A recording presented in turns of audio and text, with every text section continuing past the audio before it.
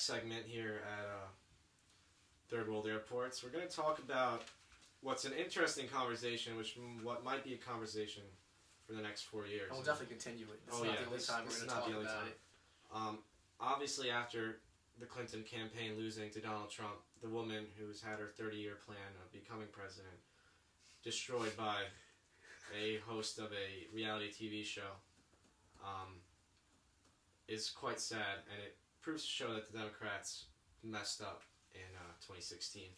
And I think it's a good time for them to reset and to rethink what they're doing. They'll have some nice 4 years of, at least 2 years of complete Republican control to think about it and realize how much they probably messed up. So what do you think about this, Adam, as someone who leans left? Well, about Hillary Clinton losing the election in general? Yeah. A part of me, look, someone who leans left but didn't really like Hillary Clinton because I thought she was extremely shady. I thought there was way too much baggage, and even if she was elected president, I think there would have been way too much opposition to get anything meaningfully done. And not that I'm saying I like Trump, but she wasn't something that someone a lot of Republicans wanted to work with. Or even just the case how Republicans retained a lot of incumbents and still have majority in the House and the Senate, where not even just Hillary, just in general, Republicans just dominating this election. I think, well, talking about that, Hillary Clinton, they're sort of intertwined because the fact that a lot of people didn't like her also translated, I believe, I don't know the stats on it, but translated down to a lot of down ballot votes for Republicans and the Republican ticket of Trump and Pence. Although there were fewer votes in this election than there was for Obama, which is actually, quite interesting because it shows that neither candidate really galvanized the entire country. Yeah. Although you could say Trump definitely galvanized working class whites, but Hillary Clinton really didn't galvanize.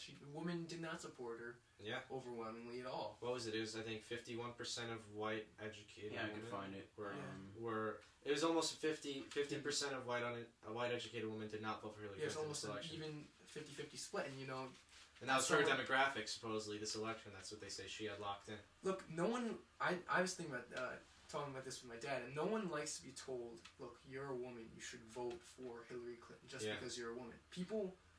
That's almost, assuming people are dumb. People want to be told...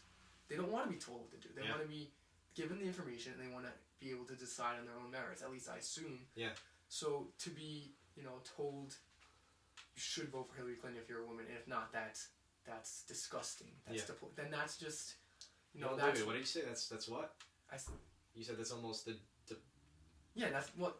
I was gonna say deplorable but that's not who Hillary Clinton was talking about. Yeah, of course. I just thought it was funny. Her deplorables was Trump supporters, but no, I'm not.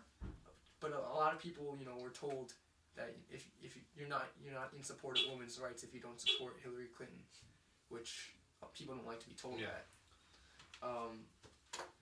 But on the whole, the Democratic Party, I think, needs to do a complete relook into its whole philosophy of corporatism versus being, the ear to the ground of the country. I mean, the Democrats, their main people are supposed to be the working class. That's supposed to be who they grab a hold of.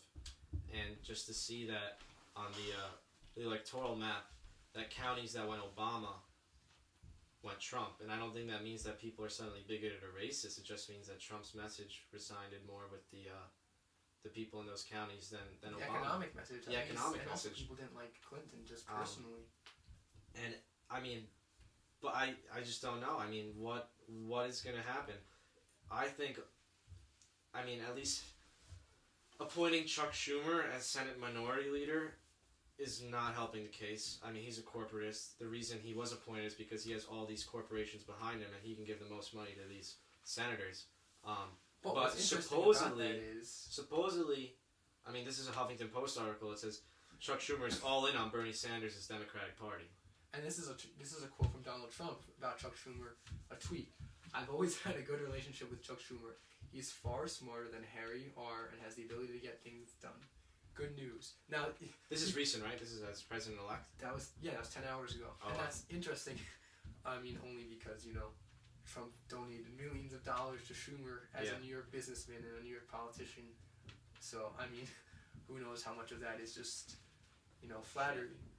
But at the same time, look, ideological purity is, I don't think that can ever happen in this country. You can have beliefs, but you're gonna have the basis of this country going back from, I don't know, Henry Clay's American system, going back even to the Constitution has been compromised.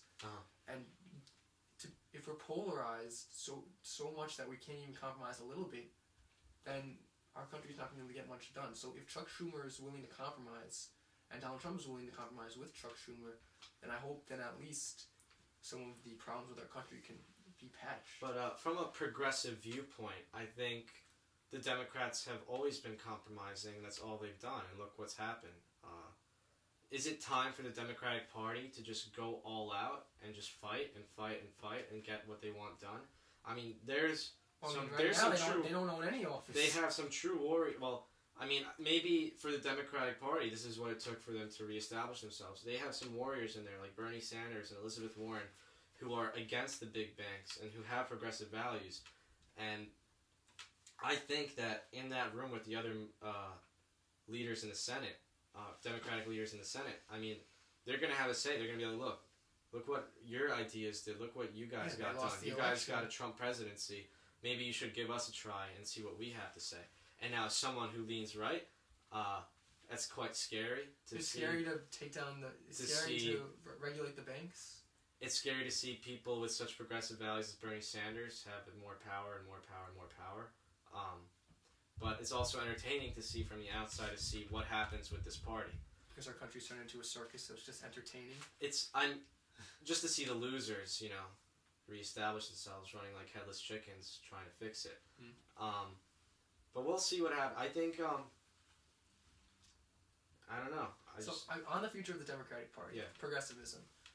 Sanders, he can only be the standard bearer for so much longer. He'll be 79 in 2020, so... I mean, if he would be elected, then he'd be 83 by the end of that term. Yeah. So they need to look towards a younger, base. But right now, he's the lead. He's the de facto leader of the party, considering Clinton didn't get it done. Yes. Some of his ideas I think, can resonate totally with the American people. Some people do want higher taxes on the wealthy because they believe that the wealthy don't pay their fair share. Making sure that the banks are held accountable so there's not another crisis. That's a huge sticking point of Sanders. That was really his main campaign point. And now, some of the stuff that's more unrealistic, like universal college education, it's only unrealistic for the fact of the high cost it would have. I don't think that would ever be truly implemented in America, but to at least have that in the party platform shows that you're willing to care for the average person in America. And and with the corporatism that the Democrats have been showing, with Hillary Clinton on the taking money of over $200,000 for speeches. Let's not even talk about Hillary Clinton anymore. Let's talk about the Senate Minority Leader, Chuck Schumer. I mean, it says right here that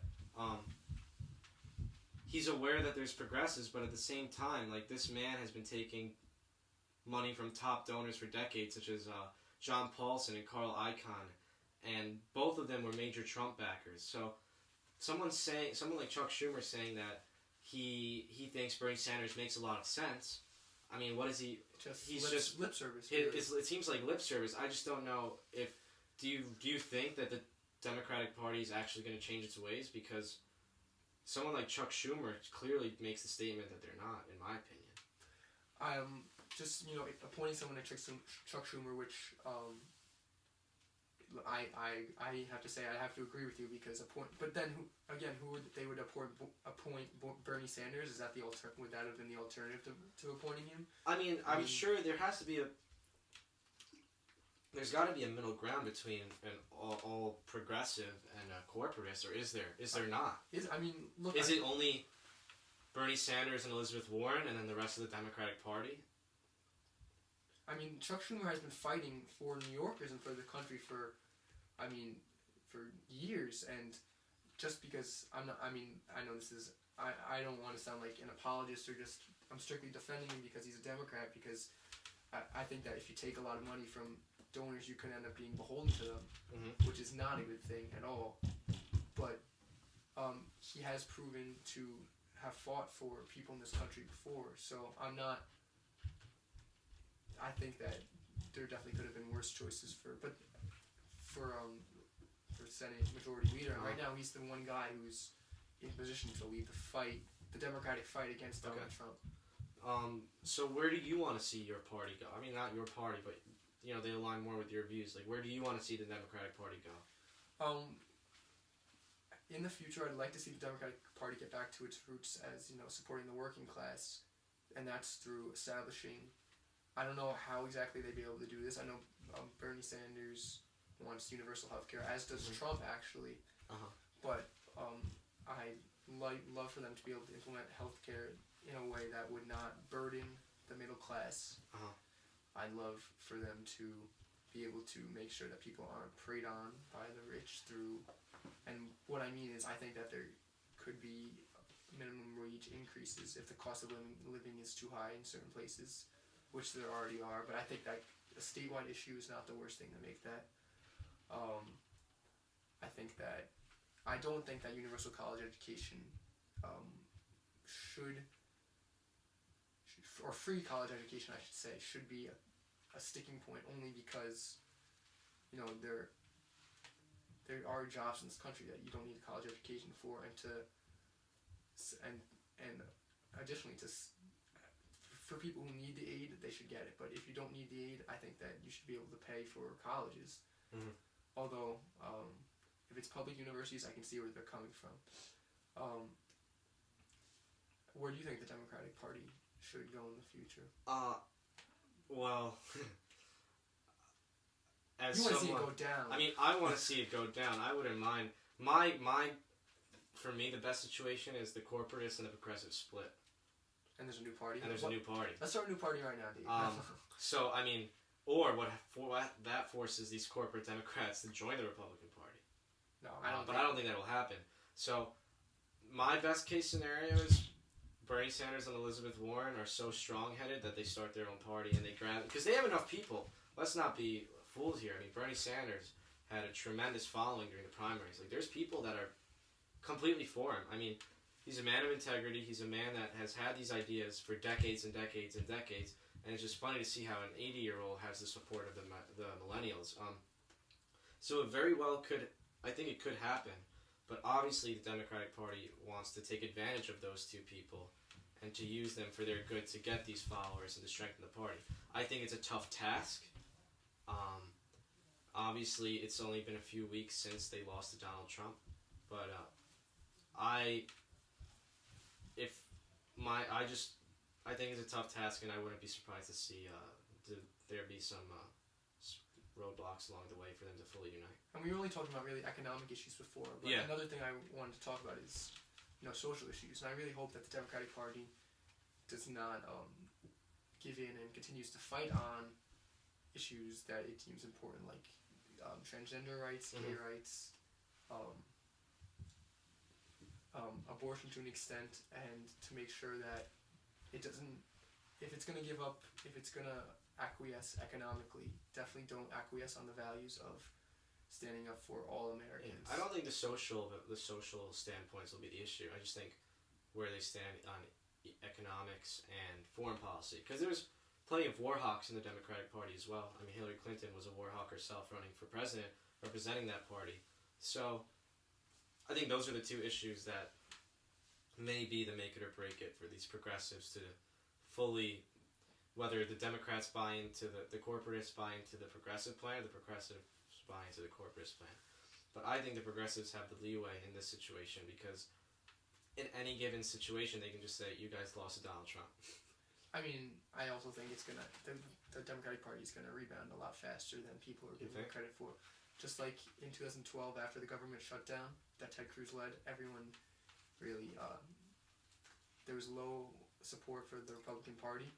But then when Obama failed to act on his red line in Syria, then the Republican Party came roaring back because there was low support for the Democrats. So, I mean, right now we have the recency bias. We can't really look beyond what just happened, but I think give it a year and it won't be completely rectified the situation, but it will definitely be a little more balanced. And another thing we just have to see is how successful this Trump administration is, because if the white working class grows and feels like their voice is heard and things are getting done for them, then it might be hard for the Democratic Party to get these voters back. Because once again, Trump is not an ultra-conservative.